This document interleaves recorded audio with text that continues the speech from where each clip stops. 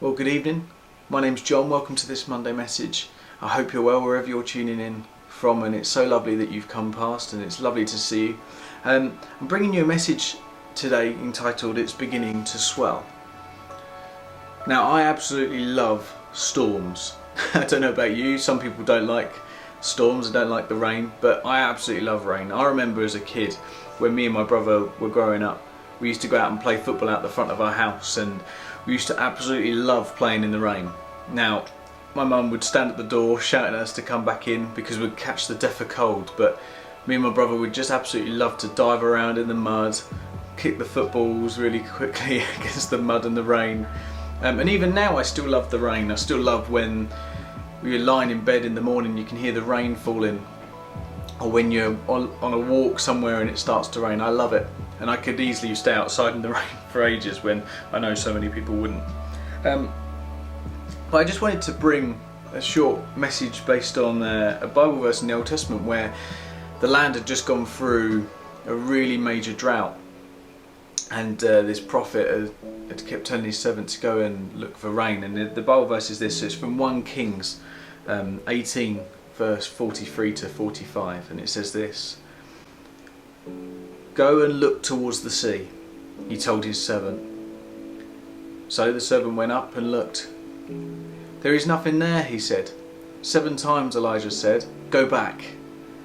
The 7th time the servant reported, "A cloud as small as a man's hand is rising from the sea." So Elijah said, "Go and tell Ahab, hitch up your chariot and go down towards the rain. Go down before the rain stops you." Meanwhile, the sky grew black with clouds. The wind rose, a heavy rainstorm came on, and Ahab rode off to Jezreel. Now, I love reading this small passage in 1 Kings, where Elijah, who had just defeated the false prophets of Baal, using some of the last waters in a very serious drought, he's just shown them in this very serious moment the true meaning of God and his incredible power, converting them to his way instead of following the fake god Baal. As the drought continues, Elijah sends his servant to go out and look for rain. Now the servant went, the servant came back, the servant went again, but he couldn't see anything. Elijah could envisage this rain coming, but the servant wasn't patient enough. Sound familiar? The more times the servant went, the cloud was beginning to swell and swell before suddenly the sky turned black and the rain came. Now in life we can go through times of drought, can't we? We go through moments where money seems to have dried up. We go through moments where our life seems to have just been so dry, where we've got nothing coming in, nothing going out. We feel as if we cannot hear God, we see or even feel prepared to do God's work. We feel like everything we do is like talking to a brick wall. Do you ever get that feeling? Now in our own walks along this incredible life journey we get the opportunity of walking along, we can find ourselves not really flowing with the living water that God provides, but we are promised of this water to come. If we just believe in the Lord Jesus Christ, we will not be living on bread alone, as the New Testament says, but we will be soaked in the living, flowing waters of God's grace. Now, I don't know where you're situated at the moment in your own life, but I want to encourage you at the start of this week to really spend some time in solitude, stillness, and listen to what God is speaking into your life at this particular moment. Are you going through moments of drought in your life, in moments of your faith? Are you waiting on the rain to come? Have you been struggling with the many tests and trials that have come your way and now you just need a drink? Spend time in the Bible, spend time in the Word, spend time listening to His message to you. There is a cloud beginning to swell, and if you look closely enough, that rain is coming. My prayer today, as you take this personal walk in faith and along this life journey, that you will find rest and time to listen and just be submerged in and be soaked by the rain from His wonderful love. Droughts are so often in life. Doesn't matter where you are, how much money you've got, what you've got possessional wise, droughts come. Droughts come in all these different ways and different forms. It can be droughts in your anxiety, where you just feel like anxiety is just pummeling against you constantly. Or it can be bills keep coming through your letterbox and you just want to break from it. But friend, I want to encourage you today, even though I know this probably sounds a little bit, probably not the right thing you want to hear right now, but God is there for you. God is making a way through the drought, the dry land, and bringing rain into your life that will just fall upon you and will wet the ground and just provide everything you need. The other thing with drought is not many things grow in drought. You know, you look at the hot countries like Africa and stuff, and a lot of the times crops take years to grow because the rain doesn't fall on those lands. And it's the same in our own life, isn't it? Sometimes where stuff doesn't seem to come through and it takes a long time for things to come into fruition. And I want to pray for you today.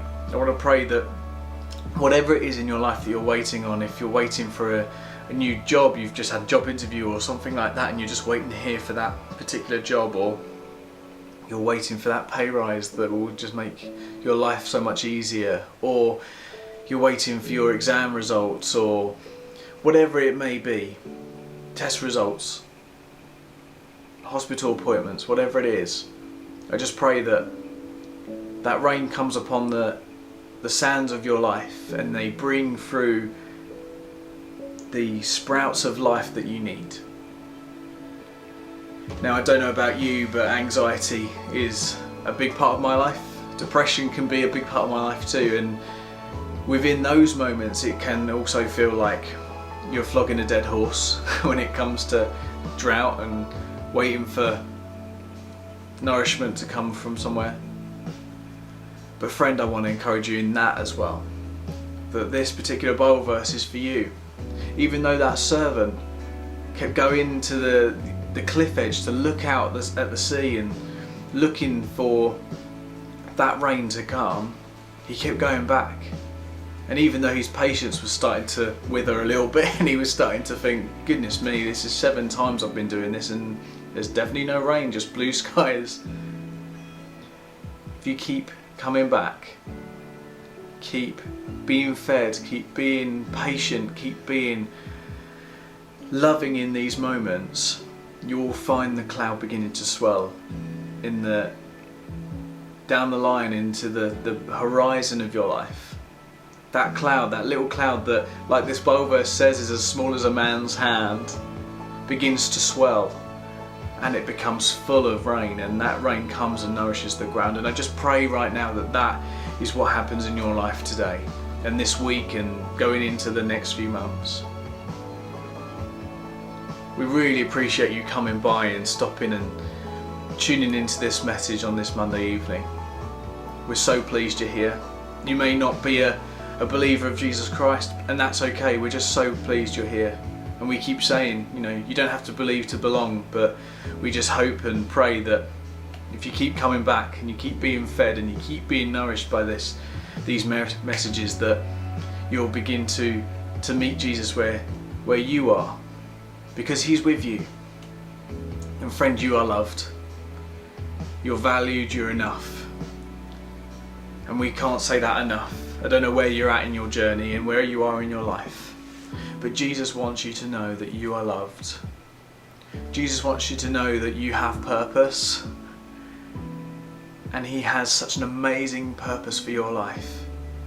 You may be in the latter parts of your life. You may be in the kind of sunset years, as it were, but Jesus still has need for you. Jesus still has need for your life and for what your talents and gifts that He provided you.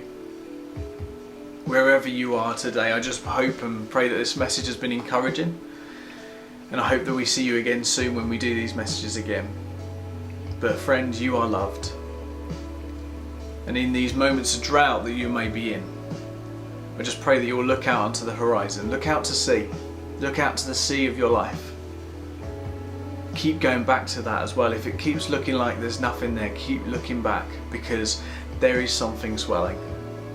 And that thing is Jesus' love for you, in you, for you. I hope this message has been encouraging to you today.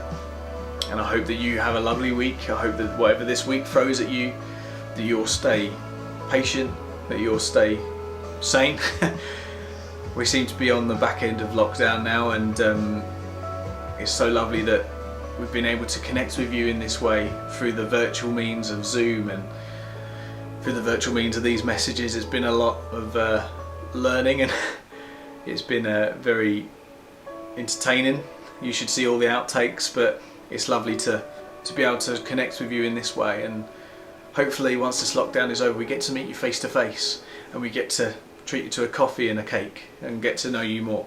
But friends, have a lovely week, and again, just know that you are loved, you're valued, and we are just so thankful that you tune into these messages and that you're journeying with us. Wherever you are in your life, you're journeying with us, and we are journeying with you. So get in touch with us. If you ever need anything, just message us. If you need prayer, message us. If you need to just offload some of the stress that you're having in your life, just message us. We love you. We may not know you personally, but we love you. Jesus loves you. And yeah, hope you enjoyed this message. I hope you've had a lovely day and you're just finishing your day off with this message while you're having dinner. But we'll see you again soon, and hopefully, like I say, we'll see you in the flesh too. Take care and have a lovely week. God bless you.